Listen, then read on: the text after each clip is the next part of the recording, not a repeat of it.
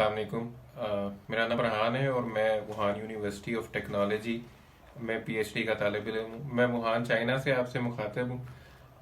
आज आप इस वीडियो का मकसद कुछ चीज़ें आपसे शेयर करना है जो हमने इस लॉकडाउन में एक्सपीरियंस की और जिस तरह से हमने इसको टैकल किया। वो इसलिए ज़रूरी है कि पाकिस्तान में लोग इस चीज़ को इतना सीरियस नहीं ले रहे जितनी इस चीज़ को सीरियस लेने की ज़रूरत है।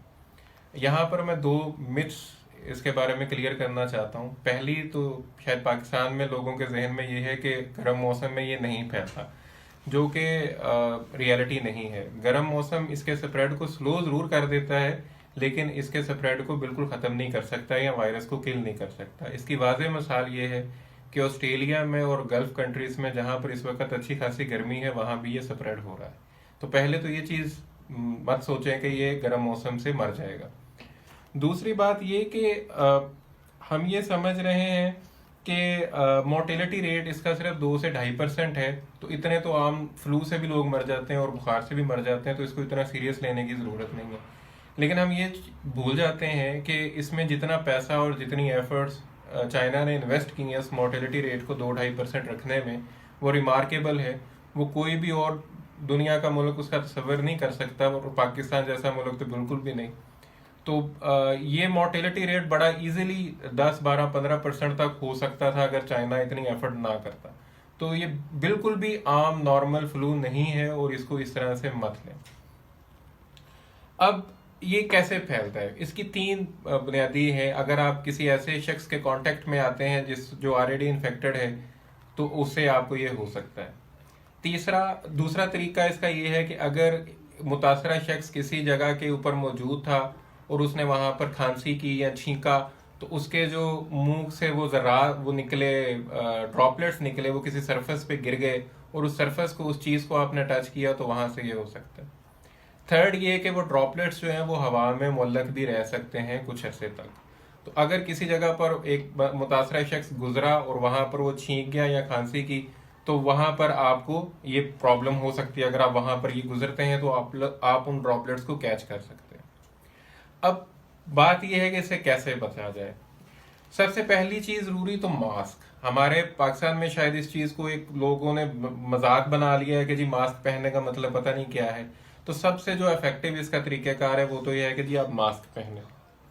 दूसरा, हाथ अपने बार बार धोएं, अपने आप को सैनिटाइज करें।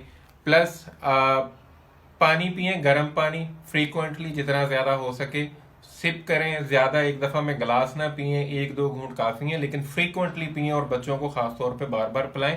अपने गले को खुश्क ना होने दें, क्योंकि ये बेसिकली आपके गले में घर बनाता है और वहां से स्प्रेड करता है। तो अपने गले को किसी भी तरीके से मॉइस्ट रखें, उसको खुश्क ना होने दें।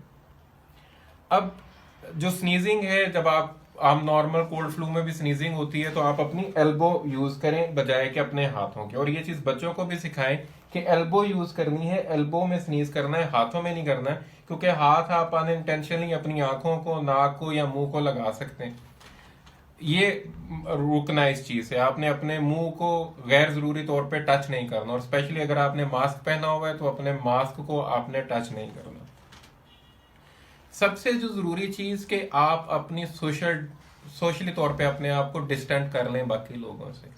आपका घर सबसे महफूज जगह है। आप अपने घर को कैसे महफूज रखते हैं ये आप पे डिपेंड करता है। ये वायरस हवा में नहीं है, ये किसी इंसान के जरिए या किसी चीज पर लगकर आपके घर में दाखिल हो सकता है। तो आपने अपने घर को कैसे महफूज करना है ये आप पे डिपेंड करता है। अगर घर में 5 लोग मौजूद हैं तो सिर्फ एक बंदा जो है वो बाहर जाए, बाकी कोई बाहर ना जाए। और जब वो बाहर, और फ्रीक्वेंटली बाहर भी ना जाए, कोशिश करें 4-5 दिन की ग्रोसरी इकट्ठी कर लें और 4-5 दिन के बाद बाहर निकलें। नहीं तो अपने घर में अपने बच्चों को टाइम दें। जो बंदा बाहर जाए वो अपने बाहर जाने के जूते और कपड़े अलग रखें, जाते हुए मास्क पहने, और अगर ग्लव्स पहन सकता है तो ग्लव्स पहने। जब वो घर में वापस आए तो वो जूते और कपड़े गेट के पास ही उतार दे, उन्हें वो घर में ना लेके आए, क्योंकि उन जूतों या कपड़ों के साथ लगकर ये चीज आ सकती है। मास्क अपना वहीं पे डिस्कार्ड कर दें, और मास्क डिस्कार्ड करने से पहले उसको काट दें, या उसकी वो जो साइड पे वो होती है उसको आप तोड़ दें, ताकि वो किसी के यूज में ना आ सके दोबारा। तो कोशिश करें जो आप बाहर जूते पहन के गए हैं, कपड़े पहन के गए हैं, जूतों को आप गेट पर उतार दें और कपड़ों को आप उसी वक्त चेंज करके उनको धो दें। उस वक्त तक आप किसी के घर के किसी फर्द से ना मिलें, ना बच्चों के पास जाएं, ना अपने पेरेंट्स के पास जाएं, जब तक आप खुद को वॉशअप नहीं कर लेते बाहर से आने के बाद और अपने कपड़े चेंज नहीं कर लेते। और बच्चों को मना करें, डोर नॉब्स को ज्यादा टच ना करें, गेट जो बाहर वाला गेट है उसको ज्यादा टच ना करें। जो गाड़ी आप यूज करते हैं उसको डिसइंफेक्ट करें और गाड़ी में किसी अनजान शख्स को बैठने ना दें। सिर्फ घर के लोग उस गाड़ी को यूज करें और बेजा तौर पर गाड़ी में किसी और बंदे को ना बैठाएं। जहां तक मुमकिन हो पब्लिक ट्रांसपोर्ट को अवॉइड करें। उससे अगर आप पैदल चल के कोई काम कर सकते हैं तो पैदल चल के वो काम करें। और कोशिश करें जब बाहर हो तो लोगों से कम 6 फुट का डिस्टेंस मेंटेन करें। सबसे जो इफेक्टिव इस चीज को रोकने का है वो है कि आपने इस चेन को ब्रेक करना है। अगर ये चेन में चलता रहेगा, स्प्रेड करता रहेगा, तो ये रोकना नामुमकिन हो जाता है। जब तक आप चेन को नहीं रोकेंगे, और आपने कोशिश ये करनी है कि आप उस चेन का हिस्सा ना बने, अपने आप को उस चेन का हिस्सा बनने से आपने रोकना है। फिर सबसे ज्यादा प्रॉब्लम क्या है कि हम ये समझते हैं कि हर चीज गवर्नमेंट ने करनी है, हर चीज गवर्नमेंट करे। लेकिन जो चाइना में या वुहान में रह के हमने एक्सपीरियंस किया है कि जो सोसाइटी इसमें रोल प्ले कर सकती है उसको रोकने में, गवर्नमेंट, कोई भी दुनिया की गवर्नमेंट हो, वो ये अरेंजमेंट नहीं कर सकती। तो गवर्नमेंट पे मत रहे, गवर्नमेंट जो कर रही है उसको करने दें, नहीं कर रही नहीं उसको भी छोड़ दें। अब अपनी कोशिश करें, आप जितना खुद को आइसोलेट कर सकते हैं, जितना अपने घर को आइसोलेट कर सकते हैं, जितना लोगों की से दूर रह सकते हैं अपने आप को रखें। जो सबसे ज्यादा एट रिस्क लोग हैं वो या 50+ एज ग्रुप, इससे बहुत ज्यादा इफेक्ट होता है, जो क्रिटिकल इलनेस डेवलप कर लेते हैं इससे।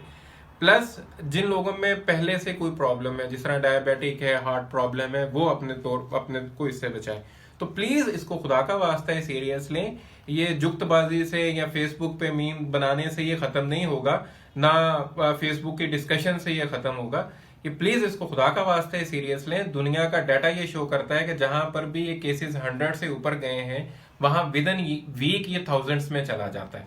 तो प्लीज इसको सीरियस लें और अपनी जो लाइफस्टाइल है और हैबिट्स हैं उसको चेंज करें ताकि इसके स्प्रेड को रोका जा सके। नहीं तो अदरवाइज ये इतना प्रॉब्लमेटिक बन जाएगा कि आप लोग उसका तसव्वुर भी नहीं कर सकते। बहुत शुक्रिया।